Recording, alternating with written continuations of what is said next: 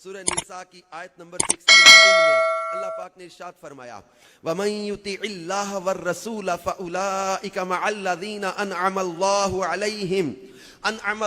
अलैहिम मिनन नबिय्यीन वस्सिद्दीकीन वश्शुहदाኢ वस्सालिहीन व हसुन उलाइका रफीका। फरमाया और जो अल्लाह और उसके रसूल की इताअत करे, सुने सिला इताअत रसूल सल्लल्लाहु अलैहि वसल्लम का। फरमाया जो अल्लाह और उसके रसूल की इताअत करे तो वो उन लोगों के साथ होगा जिन पर अल्लाह ने फजल किया, यानी अंबिया और सिद्दीकीन और शुहदा और सालिहीन व हसुन उलाइका रफीका। और ये कितने अच्छे साथी हैं। अल्लाह ने तारीफ फरमाई इन साथियों की, साथ मिलेगा। इस आयत का शान नुज़ूल सुने, जड़ावाला फैजान मदीना में जमा होने वाले आशिकान रसूल और मदनी चैनल के जरिए दुनिया भर में हमें देख और सुन रहे हैं। इस आयत का शान नुज़ूल बयान करते हुए तफसीर में लिखा है कि हजरत सौबान रदी अल्लाह ताला अन्हो ये ताजदारे दो आलम सल्लल्लाहु अलैहि वसल्लम के साथ कमाल दर्जे की मोहब्बत रखते थे और उन्हें जुदाई की ताब न थी। एक रोज इस कदर गमगीन और रंजीदा हाजिर हुए कि चेहरे का रंग बदल गया था। तो रसूल करीम सल्लल्लाहु अलैहि वसल्लम ने पूछा, आज रंग क्यों बदला हुआ है? अर्ज किया, ना मुझे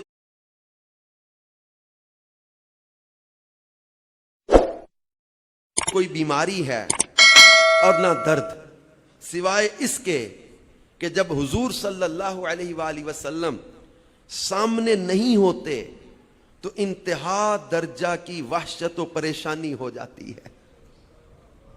can you imagine there priorities?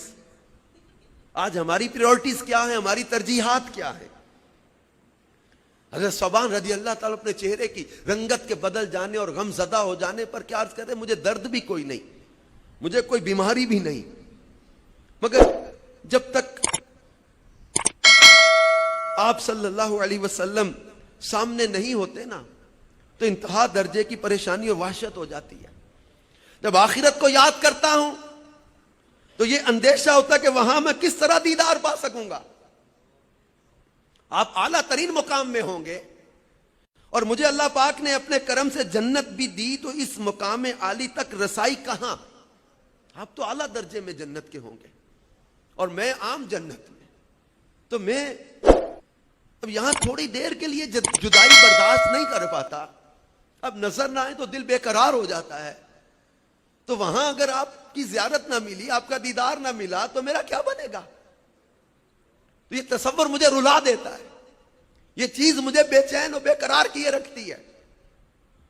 तो अब हजरत सौबान रज़ी अल्लाह ताला अन्हु के दिल की बेकरारी और इनकी इस इस्तरारी पर रब्बे कायनात ने ये आयत नाजिल फरमाई, वमन युतिइल्लाह वर रसूला, और जो अल्लाह और उसके रसूल की इताअत करे, फउलाइका मअल्लज़ीना अनअमल्लाहु अलैहिम, बस उन्हीं के साथ होंगे जिन पर अल्लाह का फजल हुआ।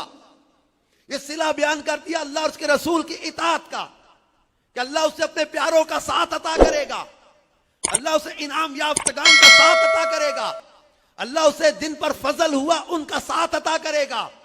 अंबिया, सिद्दीकीन, शुहदा और औलिया किराम सालिहीन का साथ अता किया जाएगा। और ये हजरत सौबान रज़ी अल्लाह ताला अन्हु के दिल को भी तस्कीन दी गई और गुलामों के लिए दिल को भी तस्कीन मिल गई कि अल्लाह और उसके रसूल की इताअत का सिला यहां बयान कर दिया गया कि मंजिलों के फर्क के बावजूद फरमाबरदारों को नबी करीम सल्लल्लाहु अलैहि वसल्लम की बारगाह में हाजिरी और मईयत की नेमत से सरफराज फरमाया जाएगा। और अंबियाए किराम के मुखलिस फरमाबरदार जन्नत में उनकी सोहबत और दीदार से महरूम ना होंगे। हदीस पाक में है, अलमरउ मअ मन अहब्बा, आदमी जिससे मोहब्बत करता उसी के साथ होगा। मेरे प्यारे प्यारे इस्लामी भाइयों और मदनी चैनल के नाजरीन, यहां सहाबा किराम अलैहिम रिदवान की नबी पाक सल्लल्लाहु ताला अलैहि वसल्लम के साथ मोहब्बत, फिर शौक रिफाकत का भी अंदाजा महसूस करें कि सहाबा किराम को नबी करीम सल्लल्लाहु अलैहि वसल्लम की रिफाकत का कितना शौक था, किस कदर ये बेचैनो बेकरार रहा करते थे। आज हमारे दौर का नौजवान किसी गैर महरम के लिए तो रोता, दुनिया के माल के लिए रोता, नशे ना मिलने पर रोता है, शराब के लिए, गुनाह के लिए, बदकारियों के लिए यहां बेचैन है। लेकिन सहाबा किराम अलैहिम की प्रायोरिटीज आपने देखी, तरजीहात देखी। इनका रोना, इनकी बेचैनी और बेकरारी कहां है कि महबूब करीम सल्लल्लाहु अलैहि वसल्लम की ज़ियारत में मिली जन्नत में तो मेरा क्या होगा।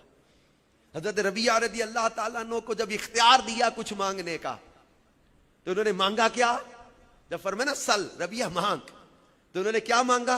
इन्नी असअलुका मुराफकतक फिल जन्नह, या रसूल अल्लाह सल्लल्लाहु अलैहि वसल्लम मैं जन्नत में आपकी रफाकत का सवाल करता हूं, आपका साथ चाहिए।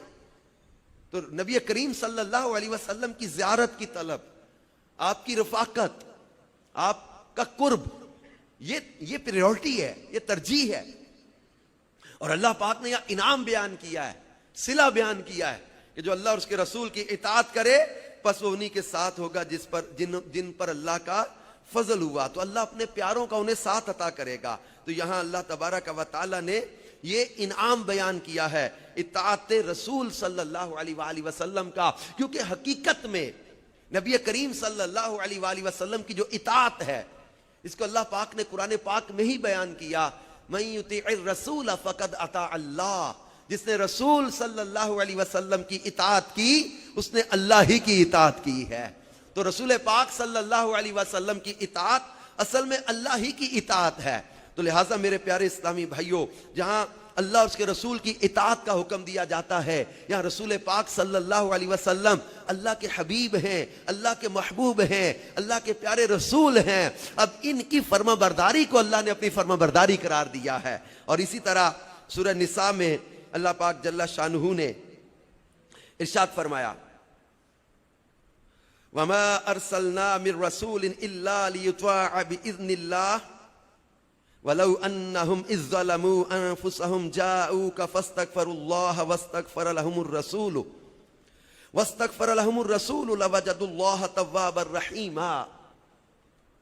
और हमने कोई रसूल ना भेजा मगर इसलिए कि अल्लाह के हुक्म से उसकी इताअत की जाए, और अगर जब वो अपनी जानों पर जुल्म कर बैठे थे तो ए महबीब तुम्हारी बारगाह में हाजिर हो जाते, फिर अल्लाह से मुआफ़ी मांगते और रसूल भी उनकी मगफिरत की दुआ फरमाते, तो जरूर अल्लाह को बहुत तौबा कबूल करने वाला मेहरबान पाते। तो यहां अल्लाह पाक ने जो फरमाया हमने कोई रसूल ना भेजा मगर इसलिए कि उसकी इताअत की जाए, यहां रसूलों की तशरीफ आवरी का मकसद बयान किया गया है।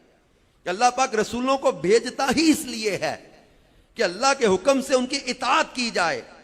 इसलिए अल्लाह पाक अंबिया और रसूल अलैहिमुस्सलातु वस्सलाम को मासूम बनाता है, क्योंकि अगर अंबिया खुद गुनाहों के मुर्तकिब होंगे तो दूसरे उनकी इताअत और इत्तिबा क्या करेंगे।